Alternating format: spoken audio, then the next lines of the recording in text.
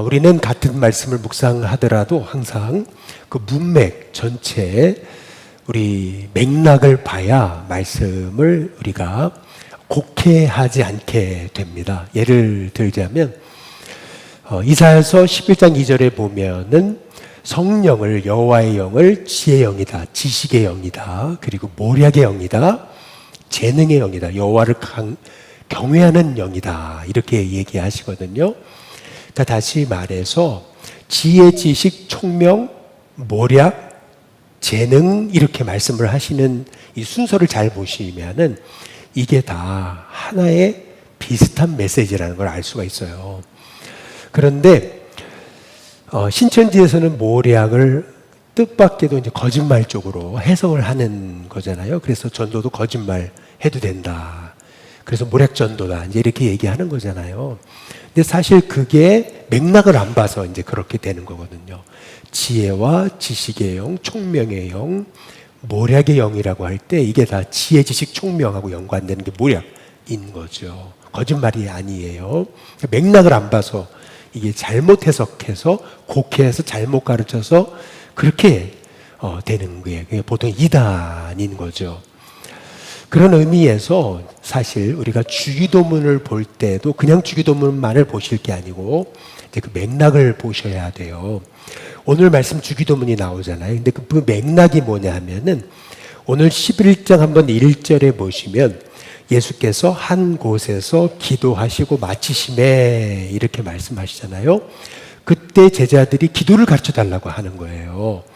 다시 말하면은 예수님의 기도하시는 모습이 얼마나 멋있었든지, 얼마나 그렇게 은혜로웠든지 제자들은 알았던 거죠. 그 가까이서 기도하시는 모습을 보고 예수님의 능력, 지혜, 지식의 원천은 그게 기도셨구나. 우리도 어떻게 하면 저 기도의 능력을 가질 수가 있지? 우리도 어떻게 하면 예수님처럼 기도의 깊이 가운데 들어갈 수 있을까? 어떻게 하면 예수님처럼 기도가 삶이 될 수 있을까? 이제 그래서 예수님께 이제 기도를 가르쳐 달라 그런 거잖아요. 마찬가지로 저와 여러분에게도 이렇게 기도를 알고자 하는 열망이 더욱 일어나시길 주님의 이름으로 축복합니다.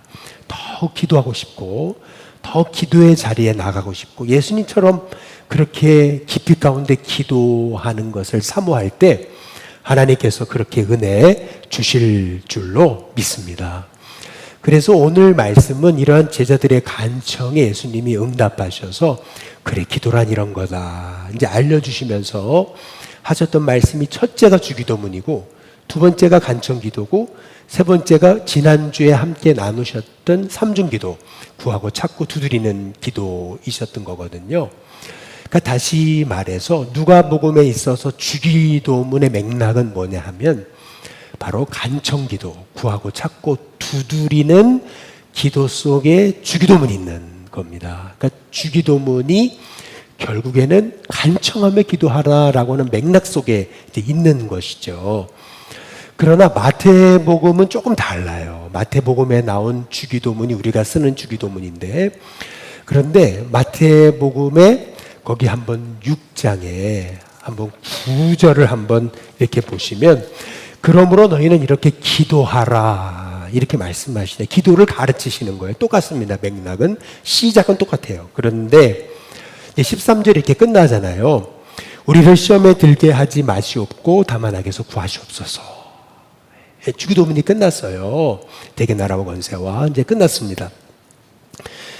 그러면 그 다음 맥락이 뭐냐? 이 맥락이 굉장히 중요한 거거든요. 누가복음에서는 간청기도였는데 그런데 마태복음에서는 이 맥락이 뭐냐 하면 그 바로 다음 절에 보시면 마태복음 16장 14절과 15절에 보면은 우리 같이 한번 읽어 보실까요? 함께 있습니다. 시작. 너희가 사람의 잘못을 용서하면 너희 하늘 아버지께서도 너희 잘못을 용서하시려니와 너희가 사람의 잘못을 용서하지 아니하면 너희 아버지께서도 너희 잘못을 용서하지 아니하시리라. 여기 보면은 마태복음에 있어서의 주기도문의 맥락은 뭐냐면 용서인 거예요. 그러니까 예수님이 지금 마태복음에서는 주기도문, 기도를 가르치시면서 능력 있는 기도의 방법, 그것은 어디 있는 거냐면 먼저 용서하는 데 있다. 예수님이 알려주신 거예요. 그러니까 마태복음에 있어서의 주기도문의 맥락은 결국 용서에 있는 겁니다. 누가복음하고 조금 차이점이 있어요. 다시 말해 용서야말로 하늘 문은 열을 열쇠고, 용서야말로 여러분의 마음의 문을 여는 열쇠고, 용서야말로 하나님의 축복을 여는 열쇠다. 이렇게 예수님이 알려주고 이제 계시는 거죠. 이렇게 왜 이렇게 용서가 중요한 거냐면, 여러분 잘 아시는 그 코리텐 붐이라는 여사가 그 나치의 수용소에서 있으면서 가족도 또 자기 언니 베시가 죽는 그러한 것을 목격하잖아요. 그러니까 얼마나 낫지만 하면 치를 떠는 거죠. 그런데 이제 전후 용서를 선포하고 다니는데 하필이면은 자기 언니를 죽였던 그 죽인 데 앞장섰던 그 간수를 만난 거죠. 근데 간수가 다가와서 사랑한다고 그렇게 고백을 하는 거예요. 주님의 이름으로 인사를 하는 거죠. 그런데 그때 이 코리텐붐 여사, 주는 나의 피난처라고 하는 그런 책에 보면 이분이 정말 가슴이 떨리고, 그리고 막 식은땀이 나고 분노가 치밀고 막 주먹이 쥐어지고 어찌 해야 될 바를 몰랐다고. 근데 그 순간 하나님 은혜 안에서 용서하기를 결단하고, 내가 당신을 용서합니다, 사랑합니다, 축복할 때 놀라운 평안이 임하고 음성이 들리기를 참 잘했다 내 딸아라는 그러한 마음을 하나님이 허락하셨다고 말씀하시잖아요. 그러니까 다시 말해서 지금 마태복음에서 예수님이 주기도문을 가르치시면서 이렇게 기도하라 하시면서 예수님이 가르치셨던 주기도문의 맥락은, 너희의 기도의 문이 열리기를 원하느냐? 그러면 용서를 먼저 해라 라고 말씀하시는 거예요. 그런데 누가복음은 맥락이 조금 달라요. 제자들이 기도를 가르쳐 달라고 했을 때 예수님이 그래 이렇게 기도해라 하시면서 말씀하셨던 게 첫 번째 주기도문이고, 그리고 나서 바로 이어지는 게 그게 간청기도라는 거죠. 간청기도가 뭐냐면 예수님 말씀하시잖아요. 밤에 손님이 왔어요. 이스라엘은 우리나라랑 조금 이제 다른 거죠. 여행을 밤에 했어요. 왜냐하면 낮에 너무 더우니까. 그러니까 밤에 이제 묵을 곳이 없는데 이제 손님이 이제 갑작스럽게 오는 거죠. 그랬을 때 이스라엘은 손님을 신성시했어요. 아브라함이 부지 중에 천사를 영접한 것처럼, 주님을 영접한 것처럼 마찬가지로 그들은 바로 이 손님 나그네가 주님이 보내신 천사라고 생각했던 거예요. 그러니까 이 주님이 보내신 천사를 극진히 대접을 해야 되잖아요. 대접할 게 없어요. 그래서 어떻게 해요? 급하게 친구에게 찾아간 거죠. 근데 밤이 늦었잖아요. 이미 잠들었고 아이들은. 그런데 내가 더 두들겨가지고 친구를 깨울 수 있습니까? 뭘 달라 그럴 수 있습니까? 그런데 우리 예수님이 말씀을 하시는 거죠. 그런 곤란한 상황이지만 누가복음에 11장에 한번 8절을 한번 같이 보시면은요, 같이 읽어보겠습니다. 함께 있습니다. 시작. 내가 너희에게 말하노니 비록 벗됨으로 인하여서는 일어나서 주지 아니할지라도 그 간청함을 인하여 일어나 그 요구대로 주리라. 그러니까 친구이어서 주는 게 아니고 간청함 때문에 일어나서 그가 요청한 대로 준다라고 말씀하시잖아요. 그러면서 구하라, 찾으라, 문을 두드리라 이렇게 말씀하시는 거거든요. 그러니까 예수님이 지금 말씀하시는 기도의 핵심이 뭐냐면, 어떻게 예수님처럼 기도할 수 있습니까? 라는 질문에 열심히 기도하고 찾고 두드리는 것이다, 간청하는 것이다, 예수님이 알려주시는 것. 기도가 삶이 돼야 된다. 늘 기도를 사모해야 된다. 은혜를 사모해야 된다. 기도의 자리를 사모해야 된다. 우리 지난주 하셨던 말씀하고 동일한 거죠. 그런데 우리는 이런 질문을 이제 던지게 되는 거예요. 아니 꼭 쫄라야지만 그러면 주신다는 거냐? 무리하게 밤에 다 잠들었는데 다 깨워가지고 그래서 다 일으킨 다음에 잠든 사람 그렇게 무리하게 그렇게 문 두들겨 들어가가지고 요구해야지만 주님이 주시는 거냐? 이제 이렇게 오늘 말씀을 우리가 곡해할 수가 있는 거거든요. 그래서 말씀의 맥락이 굉장히 중요한 거죠. 왜 구하라고 하셨는가? 왜 찾으라고 하셨는가? 왜 두드리라고 하셨는가? 왜 간청 기도에 대해서 예수님이 이렇게 기도하라고 말씀하신 건가? 그 이유가 있는 거예요. 이유는 뭐냐면 좋은 것을 주시려고. 그러면 그 좋은 게 뭐냐는 거죠. 오늘 우리 11장 13절에 나와 있잖아요. 너희가 갈지라도 자식에게 좋은 것을 줄 줄 알거든 하물며 너희 하늘 아버지께서 구하는 자에게 성령을 주시지 않겠느냐. 여기서 중요한 게 뭐냐면 좋은 게 뭐냐는 거예요. 가장 좋은 거. 너희가 구해야 될 게 뭐냐는 거예요. 그게 다름 아닌 성령이다 라고 말씀하시는 거예요. 그러니까 다시 말해 예수님이 하시는 말씀이 뭐냐면 가장 좋은 거, 너희가 구해야 될 것, 그것은 뭐냐면 결국 구하고 찾고 두드려야 될 것은 뭐냐면 성령님이시다 라고 말씀하고 계시는 거죠.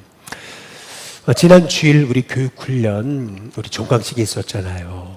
근데 제가 굉장히 사실 예수영접학교를 가르치면서 이번에 너무 놀란 게 하나 있었어요. 사실은 저 스스로 새롭게 눈을 뜬 게 있었어요. 그게 뭐냐면은 전에는 중간에 잠시 예수영접학교를 가르치더라도 보통 뭐 1시 뭐 10분이나 이렇게 시작해가지고 예배 직전까지, 오후 예배 직전까지 한 2시 10분까지 예를 들면 그렇게 해서 거의 1시간 이렇게 가르쳤거든요. 그런데 이번에는 속회도 끝나고 뭐 다 해야 되니까 그래서 1시 반에 시작해가지고 딱 2시면 끝냈어요. 다시 말해서 모여서 뭐 하다 보면은 뭐 얘기하다 보면 그렇잖아요. 그래서 가르친 거는 25분 정도밖에 안 됐어요. 전부보다 반도 안 됐어요. 그리고 에너지도 전같이 않아가지고 전에는 에너지가 100이었다면 뭐 한 50 정도 에너지를 쓴 거예요. 그런데 신기하더라고요. 이번에는 전에 비해서 많이, 전에 뭐 여러 번 했잖아요. 벌써 한 10년간 해온 건데. 그런데 이번 반은 좀 달랐어요. 어떤 점에서 달랐냐면은, 아니, 더 해달라는 거예요. 네. 8주면 끝내도 되는 거를 더 해달라, 더 해달라, 더 해달라. 12주를 했어요. 그리고 뿐만 아니라, 아니, 벌써 끝내냐는 거예요. 그리고 막 서로 막 간증을 하시려고 막 은혜가 막 넘치는 거예요. 뭐 하시라 그러지도 않았는데 막 스스로 막 간증들을 막 하시는 거예요. 그래서 제가 복기를 해봤어요. 아니, 뭐가 차이가 있었을까? 그런데 차이는 한 가지더라고요. 딱 한 가지. 뭐 제가 잘 가르쳐서 더 많이 가르쳐서 열정적으로 가르쳐서 제가 잘 가르쳐서 그게 아니고 차이는 한 가지더라고요. 네, 그것이 뭐냐 하면은 주중에 성령님 제가 힘이 없습니다. 제가 할 수가 없습니다. 제가 능력이 없습니다. 시간도 없습니다. 여러 여건도 안 됩니다. 그러나 성령님이 하시옵소서. 귀를 열어주시고 말씀하시고 성령님이 행하시옵소서. 한 건 그거밖에 없어요. 생각해 보니까 전에는 그냥 다 아는 거니까 그냥 그렇게 해왔다고 한다면 이제는 주중에 제가 할 수가 없습니다. 성령님이 하셔야 된다고 계속 그 기도를 한 거. 그래서 제가 깨달은 게 있어요. 아, 내가 하는 게 아니구나. 성령님이 하시는 거구나. 성령님이 하셔야 되는 거구나. 성령님이 역사하시면은 각 사람의 마음을 성령님이 만져주셔서 성령님이 다 행하시는 거고, 치유하시고 일으키시고 회복시키시고 다시 새롭게 하시는 거구나. 그래서 예수님이 기도를 가르치시면서 이렇게 기도해라. 어떻게 기도하는 겁니까? 어떻게 하면 예수님처럼 능력 있는 기도를 할 수 있습니까? 하는데 주기도문을 가르치셨다가 간청기도, 그 다음에 삼중기도를 가르치시거든요. 그런데 그 핵심이 이 마태복음하고 조금 달라요. 그것은 뭐냐면 성령을 구하라는 거죠. 바라기는 저와 여러분 가운데 가장 좋은 것은 성령님이시다. 내게 가장 좋으신 분은 성령님이고 내가 구할 분은 성령님이시다. 그래서 성령님 일해달라고, 성령님 역사해달라고, 성령님 기름 부어달라고, 성령님 내 자녀 가운데, 성령님 내 일터 가운데, 성령님 우리 교회 가운데 오늘 기도하셨듯이 성령님 우리 이 나라와 이 민족 가운데 역사해달라고 기도하실 때 성령님이 우리에게 새 은혜를 허락해 주실 줄로 믿습니다.